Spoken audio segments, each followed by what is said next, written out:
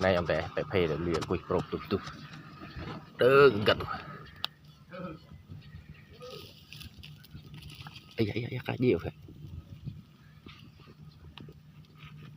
này quay ai em có màu màng có bùn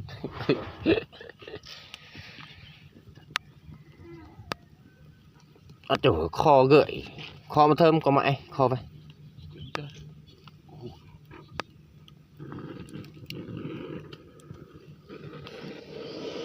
con sóc này cong que lên tùm to lạnh này. Con sóc 2 con chuột 3 con chuột 4 con chuột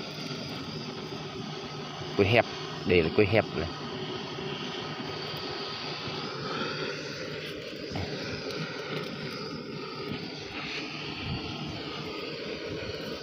cái gì mà quỷ bịa sập tôi là của bọc đừng tôi lạnh được khẳng cái sập này